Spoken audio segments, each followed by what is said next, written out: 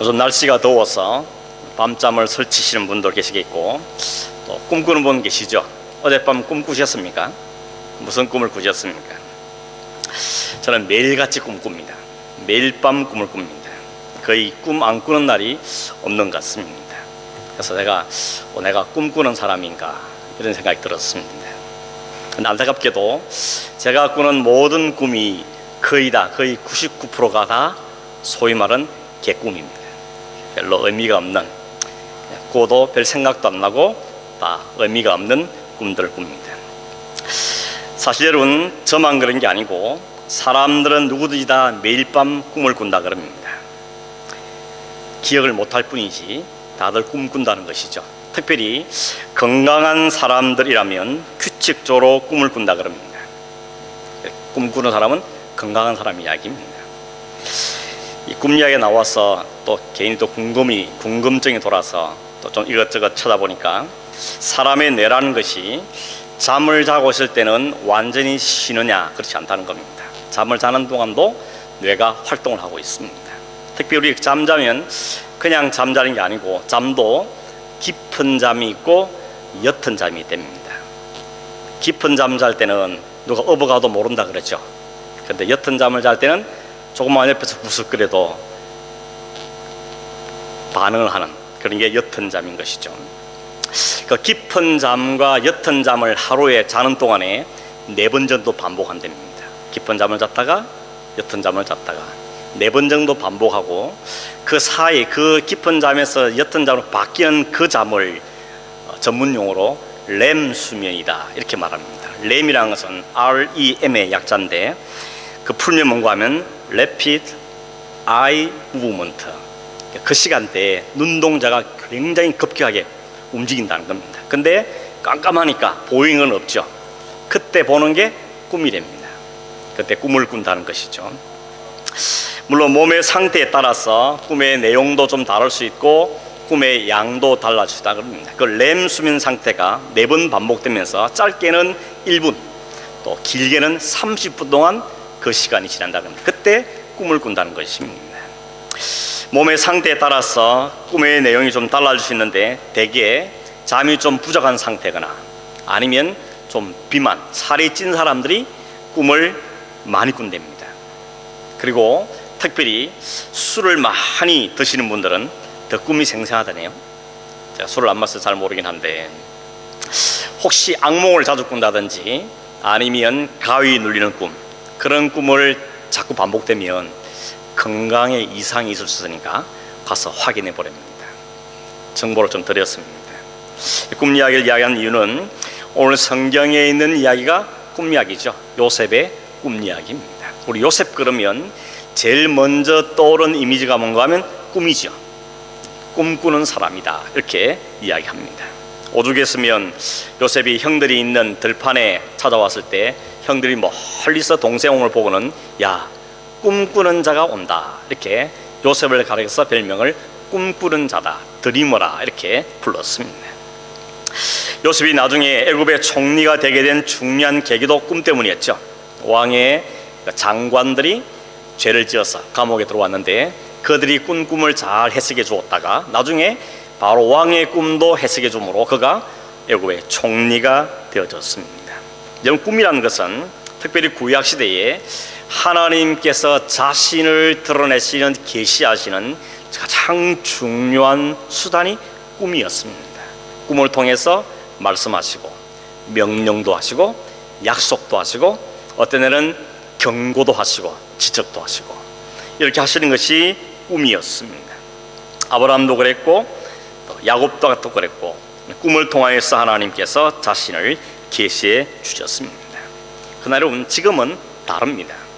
왜냐하면 그때는 하나님께서 당신의 계시를 사용하는 중요한 통로로 꿈을 사용하셨지만 오늘날은 완벽한 하나님의 계시가 주어졌습니다. 그러므로 더 이상 하나님께 우리에게 꿈을 통하여서 자신을 계시한 일은 없습니다. 그래서 여러분, 저처럼 개꿈을 매일 꾸는 사람이 정상인 겁니다. 하나님은 더 이상 꿈을 통해서 뭔가 막 가르쳐 주시고 그런 통로를 사용하지 않는다는 것입니다. 왜냐하면 상식적으로 생각해봐도 하나님이 그 꿈을 사용하신 것은 하나님의 계시의 통로였는데 이제 완벽한 계시가 주어지기 때문에 우리는 꿈을 통해서가 아니라 하나님 말씀을 통하여서 하나님이 계시해 놓은 하나님의 뜻과 생각들을 알 수가 있기 때문에 그렇습니다. 더구나 꿈이란 이 개인적인 체험이나 자기 체험을 지나치게 의지하거나 아니면 그것을 객관화시키는 것은 신앙의 잘못된 길로 들을 수 있는 위험 요소가 있습니다. 여러분, 이단들이 대개가 다 꿈이나 환상을 통해 시작된다는 걸 기억하셔야 됩니다. 사탄이 잘 압니다. 우리의 약점을 잘 알고 우리가 뭘 갈망하는지 잘 압니다. 그래서 그것들 잘 이용해서 오히려 신앙을 잘못된 길로 이끌어주기 때문에 안전한 말씀을 붙잡아야 됩니다. 불확실한 것을 붙잡고 거기에 목을 매면 사탄에게 당할 수 있다는 것을 기억해야 되는 것입니다. 기억할 것은 꿈이라는 것은 하나님께서 당신의 계시를 하시는 데 중요한 수단으로 사용했다 하는 것도 맞습니다. 그러나 오늘도 여전히 꿈에만 매여 있으면 안 된다는 것을 기억해야 되는 것이죠. 어떤 분은 그 꿈을 비전이다 이렇게 말하죠. 비전이다. 그래서 특히 젊은 사람들에게 설교할 때 이 본문을 많이 이용합니다. 여러분, 꿈을 가지십시오. 그리고 꿈을 비전을 품으십시오. 그렇게 꿈을 강조하는 경우도 많습니다. 그런데 여러분, 개인의 비전과 성경에는 개인의 비전이라는 것은 성경의 하나님의 계시와는 다릅니다. 관계없습니다. 비전이라는 것은 자신이 이루고 싶은 어떤 희망이나 혹은 이상을 말하는데 성경은 인간 개인의 꿈과 이상을 말하는 책이 아니라는 것입니다. 물론 우리가 삶의 목표가 있어야 되고 삶의 계획을 세우는 자체가 나쁘냐, 그렇지는 않죠. 꿈이 있어야 되고 계획도 있어야 되고 비전을 품는 것은 중요한 일입니다. 그러나 그것을 성경을 통하여서 혹은 이런 성경 본문의 사건을 통하여서 강조하는 것은 옳은 태도가 아니라는 겁니다. 성경을 잘 보면 성경에 있는 모든 꿈은 하나님이 꾸게 하신 것이지 그 사람들이 꿈을 가지는 게 아닙니다. 하나님이 꿈을 주시는 겁니다. 아브라함도 야곱도 요셉도 자기가 꿈꾸고 싶어서 꿈꾼 게 아니죠. 하나님께서 그 꿈을 통해서 자신을 계시해 준 겁니다. 그러므로 성경의 꿈은 철저하게 하나님이 자신의 뜻을 드러내는 수단으로 사용했다는 사실을 잊어버리면 안 된다는 것입니다. 그런데도 여전히 오늘날 많은 사람들이 요셉의 꿈을 가지고 야망을 가져라, 꿈을 가져라, 비전을 가져라, 꿈을 가지고 열심히 그 꿈을 이루는 삶을 살아라, 그러면 반드시 꿈은 이루어진다 라는 쪽으로 이 본문을 사용하는 것은 옳지 않다는 것입니다. 여러분, 이 요셉의 꿈 이야기는 그런 이야기가 절대 아닙니다. 요셉의 꿈 이야기가 우리가 꿈을 꾸고 비전을 가지고 그 꿈을 위해 열심히 살면 반드시 이루어진다는 그 이야기를 하는 것이 아니라는 점을 다시 한번 강조를 드립니다. 요셉은 한 번도 자기가 어떤 꿈을 가지거나 꿈을 위해 산 사람이 아닙니다. 요셉은 자기가 꿈을 꿔놓고도 그 꿈을 붙잡고 산 사람이 아닙니다. 꿈을 잊어버리고 살았습니다. 혹시 여러분 꿈 때문에 애굽의 총리가 된 게 아니냐라고 말하면서 요셉의 모든 삶은 그 꿈을 붙잡고 한 사람이고 꿈을 이루어낸 삶이라고 말하고 싶은 사람이 있겠지만 그러나 여러분, 그렇지 않습니다. 오히려 하나님이 꾸게 하신 그 꿈 때문에 요셉의 인생은 망가지기 시작합니다. 그 꿈 꾼 것 때문에 형님들한테 미움을 당하죠. 그 꿈 때문에 애굽으로 도망갑니다. 쫓겨가서 팔려갑니다. 거기서 노예살이를 하고 감옥살이를 하는 것입니다. 물론 그 총리가 됐다는 것은 사실이지만 총리가 된 것이 요셉이 개인적으로 야망이나 꿈을 가졌던 것은 결단코 아닙니다. 한 번도 요셉은 그 애굽 나라에 가서 내가 유능한 정치인이 되겠다, 주류 사회로 들어가겠다, 총리가 되겠다, 그런 꿈을 꾼 적 한 번도 없습니다. 하나님이 그 일을 그 삶으로 이끌어 가신 것에 불과한 것입니다. 앞으로 차근히 상기해 보겠지만 요셉이 총리가 된 것은 하나님의 큰 프로젝트 가운데 한 프로젝트였습니다.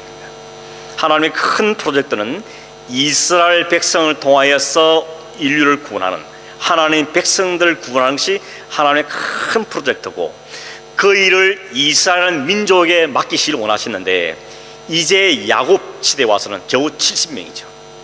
겨우 70명 갖고 그 당시에 살아남을 수 있는 부족은 별로 없습니다. 그래서 하나님께서는 그 70명을 200만이 될 때까지 그 민족을 애굽에다가 집어넣고 거기서 안전하게 보호하셨던 것입니다.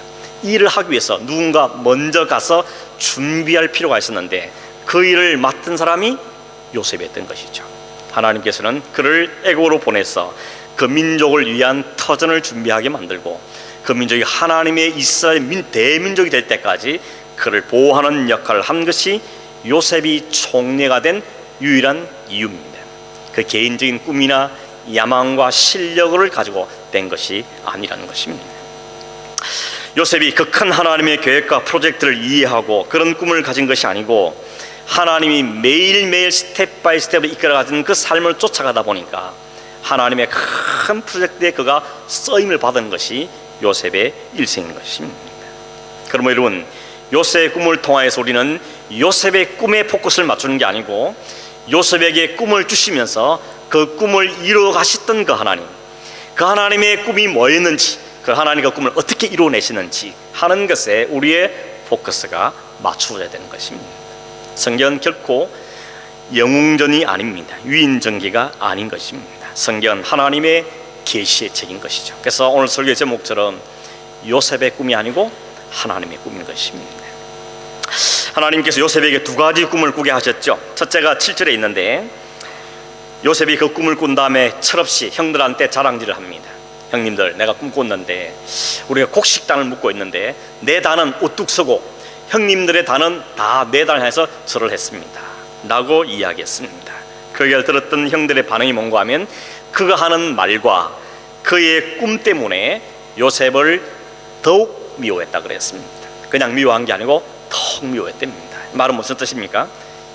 이전부터도 미워하고 있었는데 안 그래도 미워한 차에 더 미워하게 됐다는 것이 꿈 때문에. 요셉이 왜 형들에게 미움을 샀는지 두 가지 이야기를 하고 있는데 첫째는 뭔가 하면 그 요셉이 형들이 잘못할 때마다 아버지한테 자꾸 이야기하는 것입니다.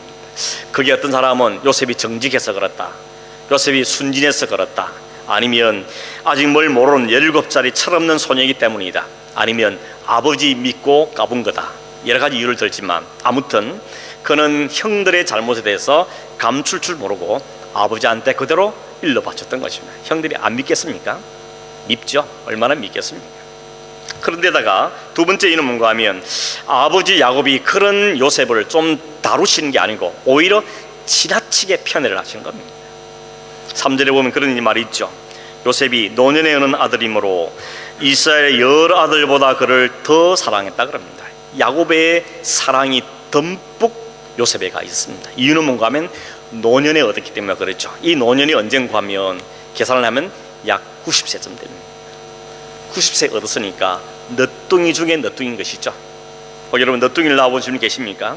너뚱이에 대한 애정이 더한 것이죠. 그런데다가 이 요셉은 자기가 제일 사랑하는 아내였던 라헬이 낳은 아들입니다.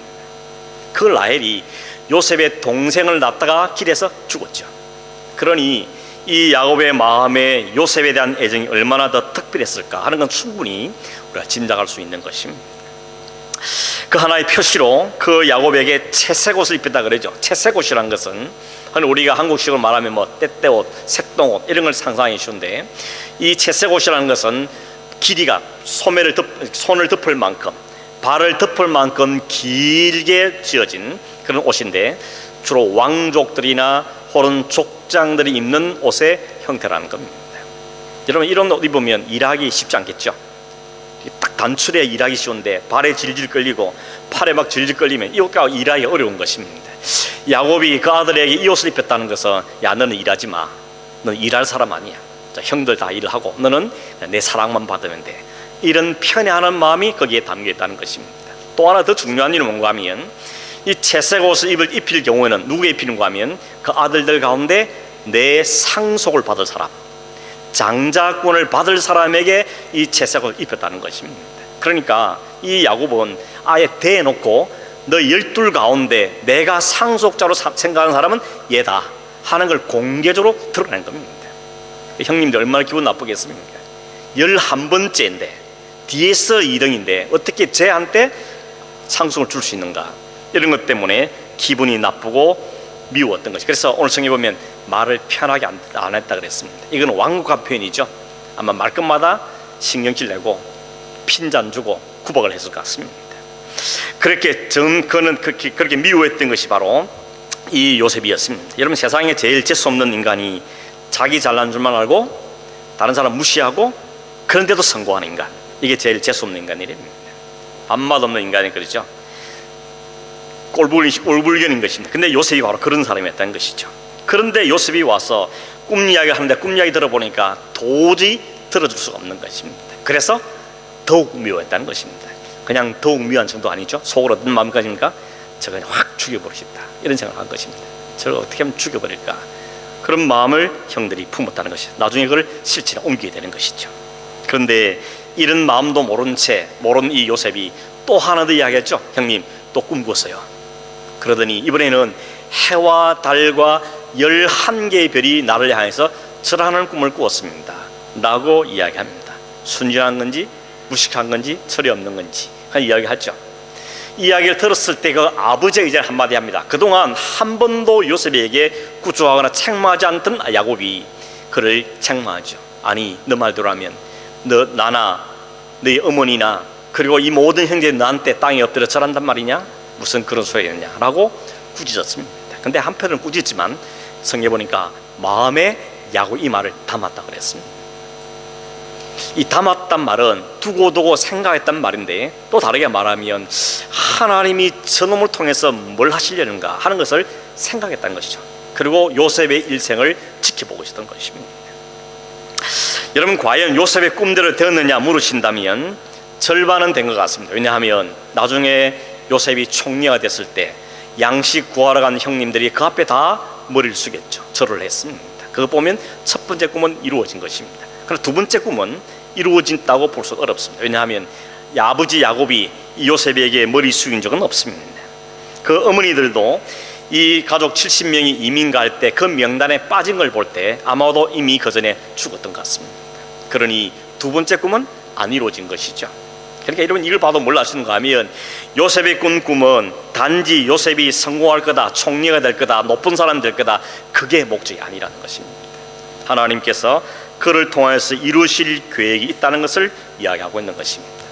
결국 요셉의 꿈 이야기가, 그리고 요셉 이야기가 왜 성경이 중요한가 하면, 여러분, 요셉 이야기가 오늘 37장부터 등장하기 시작하는데 이 이야기가 50장까지 계속됩니다. 무려 13장에 걸쳐서 요셉 이야기가 되어주고 마지막이 요셉 이야기로 끝납니다. 아브라함 이야기가 언제부터 시작되는가 하면 12장에 시작돼서 25장까지 기록됐습니다. 역시 13장에 걸쳐서 아브라함 이야기를 했습니다. 양으로만 보면 요셉 이야기가 아브라함 이야기만큼이나 중요하게 성경이 다루고 있다는 것입니다. 그 이유가 요셉의 꿈 때문이라 생각하십니까? 아닙니다. 요셉의 꿈이 아니고 하나님의 꿈, 하나님의 계획, 하나님의 섭리 때문에 요셉이 등장하는 것입니다. 요셉에게 볼 수 있는 것은 그 꿈 이야기가 아니고 요셉의 일생을 통하여서 보여주는 그리스도의 모습입니다. 요셉 이야기는 결국 장차 언약의 성취자로 오실 예수 그리스도를 잘 드러내는 모형으로 등장하기 때문에 성경은 요셉 이야기를 많이 다루고 있는 것입니다. 다시 말하면 요셉 이야기를 통하여서 우리에게 그리스도를 가르치려는 것이 하나님의 뜻이라는 이야기인 것입니다. 앞으로 살펴보겠지만 요셉 이야기는 결국 하나님의 사랑받는 독생자, 하나님의 장자, 하나님의 아들인 예수 그리스도 이야기인 것입니다. 예를 들어서 무지한 자가 언삼십에 팔려서 제자들에게까지 배신을 당하고 옥에 갇히고 순환을 통과해서 결국 자기를 판 자들의 생명을 구원하게 되는 예수님 이야기를 요셉의 이야기에 담고 있는 것입니다. 오늘 2절에 보면 요셉이 형들의 잘못을 아버지에게 고했다는 말도 나오는데 이것은 단순히 고자질했다 이런 측면도 있겠지만, 그러나 예수님의 하신 것과 연관시켜 보면 예수님께서 이 땅에 오셔서 세상의 죄를 지적하시면서 보라, 회개하라, 천국이 가까웠다 라고 세상의 죄를 지적하시는 것을 연상할 수 있는 것입니다. 예수님은 자신들의 죄를 지적하는 유대인들에 의해서 언삼시에 팔리셨죠. 순환을 당했습니다. 결국 십자가에 죽으셨습니다. 유대인들은 예수님의 혈육의 형제들인 것이죠. 형제들에게서 팔렸습니다. 형제들에 의해서 죽임을 당했습니다. 그런데 그 형제들이 자신들의 죄를 지적하는 형제를 은삼시에 팔아서 십자에 못 박아 버린 것이죠. 요셉의 삶이 보여주는 모습인 것입니다. 요셉을 애굽의 노예로 팔았죠. 노예로 팔았을 때 이 사람은 그냥 팔았다, 다시 돌아올 거다가 아닙니다. 팔았단 말 속에는 죽였다는 의미가 담겨 있는 것이죠. 그래서 요셉 판 다음에 형님이 어떻게 합니까? 염소 한 마리 잡아다가 요셉의 옷을 거기다 적신 다음에 아버지한테 가져가죠. 아버지, 당신의 아들이 죽었습니다. 짐승에 찢겨 죽은 것 같습니다 라고 아들을 죽였다고 말합니다. 형제들에게 팔려서 죽였다는 이야기인 것이죠. 그런데 그렇게 죽였던 요셉이 나중에 애굽의 총리가 되어서 살아났습니다. 그리고는 그들이 양식이 없어서 굶어 죽어가는 그 형제들의 생명을 살리를 하고 있는 것입니다. 뭐가 연상됩니까? 바로 형제들에게 팔려서 십자가를 지고 죽으신 그리스도께서 다시 부활하시고 만유의 주가 되심으로 자기를 판 그 자들을 다시 살려내시는 생명의 주가 되신 사실을 그대로 담고 있는 것입니다. 그래서 요셉의 삶이 예수 그리스도의 삶과 싱크율이 굉장히 높은 것입니다. 창세기 50장 마지막 장에 보면 아버지 야곱이 죽습니다. 아버지가 죽으니까 형들이 걱정이 태산 같습니다. 아니, 아버지가 살아있을 때는 그래도 아버지 때문에, 아버지 얼굴 때문에 우리를 봐줬을 텐데 이제 아버지가 죽었으니 저는 우리 복수하지 않겠는가. 그러고는 마음에 걱정이 태산 같았습니다. 근데 요셉이 이야기하죠. 50장 19절 21절에 이렇게 말합니다. 요셉이 그들에게 이르되 형님들 두려워하지 마소서. 내가 하나님을 대신하리이까. 당신들은 나를 해하려 하였으나 하나님은 그 선으로 바꾸사 오늘과 같이 많은 백성의 생명을 구원하게 하시려 하셨으니 당신들은 두려워하지 마소서. 내가 당신들과 당신들의 자녀를 기르리이다. 중간의 과정은 우리가 상세히 이야기하지 않지만 요셉은 자기의 인생이 하나님의 계획대로 되었다는 것을 인식한 겁니다. 내가 억울하게 붙잡혀왔고 억울하게 누명을 쓰고 감옥에 들어가고 이런 생각들이 있었겠지만 이제 와서 50장에 와서 보여주는 요셉의 모습은 나의 모든 인생의 스토리가 하나님께 붙잡혀온 인생이었구나. 결국 나의 인생이 아니고 하나님이 디자인한 인생을 내가 살아온 거구나. 그 목적이 등고하면 이 많은 백성을 살려내기 위해서, 그 많은 백성을 구원하기 위한 하나님의 꿈이었구나 하는 그가 깨달은 것이죠. 그래서 형님 말한 형님들 두려워하지 마십시오. 내가 어떻게 하나님을 대신하겠다. 하나님이 하신 일입니다. 그러므로 나는 하나님의 뜻을 받들어서 기꺼이 당신과 당신의 아들들을 내가 섬기겠습니다. 이렇게 말하는 것이죠. 요셉이 자기를 주기 위해서 자기를 배신하고 팔아버렸던 형제들에게 당신과 당신들의 자녀를 기르겠다고 약속하고 있는 것입니다. 여러분, 이게 복음의 핵심인 것이죠. 자기를 죽이려 했던 원수들과 그 후손들을 지키고 보호하기 위해서 이 땅에 오신 예수님의 모습이 이 요셉의 삶에 그대로 드러나 보이고 있는 것입니다. 우리가 오랫동안 창세기를 살펴왔습니다. 오늘이 무려 58번째입니다. 58번을 해오는 동안에 많은 사람들 보았죠. 그 인간들이 어떤 모습이었습니까? 아담의 범죄, 가인의 살인, 노아 때의 타락, 바벨탑의 교만, 아브라함의 실수, 이삭의 불순종, 야곱의 잔머리, 온통 인간들의 모습은 죄투성이었습니다. 멸망밖에 딱 맞는 모습이 인간들의 모습이었습니다. 그런데 그 창세기 마지막을 참 기가 막히게도 요셉이 그 형님들을 용서하는 장면으로 마무리하고 있다는 것입니다. 그러니까 여러분, 창세기는 결국 온갖 인간들의 실수와 잘못과 허물을 하나님의 아들이신 그분께서 순환을 받으시고 죽으심으로 그들을 생명을 구원해내는 위대한 십자가의 복음의 이야기를 다루고 있는 게 창세기인 것입니다. 창세기뿐만이 아니죠. 모든 성경은 바로 이 이야기를 우리에게 드러내는 하나님의 계시인 것입니다. 근데 그 계시 앞에 어떻게 인간의 꿈을 이야기하고 인간의 야망을 거기서 이야기할 수 있겠습니까? 그럴 수가 없는 것입니다. 창세기가 요셉이란 그 형제들의 주가 된 한 사람이 자신을 팔아넘긴 형제들을 용서한 것을 끝나고 있으면서 그 바로 진정한 하나님의 아들이고 하늘의 왕이신 그분께서 십자가에 자신의 원수를 죽으시고 그들을 살려내는 십자가의 놀라운 이야기를 담고 있는 것입니다. 여러분, 세상에서는 섬김을 받는 사람이 큰 사람이죠. 섬김을 받는 사람이 큰 사람입니다. 그래서 섬김을 받기 위해서 더 높은 직역을 오르고 더 많은 월급, 혹은 더 많은 승진, 좋은 대학, 더 많은 성적, 이걸 꿈꾸면 이것이 세상이 바라는 일반적인 꿈의 모습입니다. 어쩌면 요셉도 처음 꿈꾸었을 때 그걸 생각하는지 모릅니다. 오, 형님들이 나한테 다 저래? 부모님도 나한테 저를 해? 오, 내가 큰 사람 되는 거구만. 이런 신나는 생각을 가졌는지 모릅니다. 그러나 형님들에서 애굽의 노예로 팔려가는 순간 그 요셉의 꿈은 완전히 박살났습니다. 그 찬란한 꿈은 산산조각 나고 말았습니다. 오히려 그에게는 고난과 순환과 모함과 배반과 이런 것들만 가득 그를 기다리고 있었습니다. 여러분, 이것이 요셉의 꿈이겠습니까? 왜 하나님께 꿈을 꾸게 만든 다음에 이렇게 고난 속에 집어넣으십니까?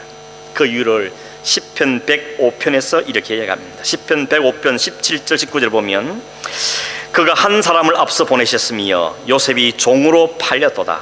그의 발은 착고를 차고 그의 몸은 쇠사슬에 매였으니 곧 여호와의 말씀이 응할 때까지라. 그의 말씀이 그를 단련하였다.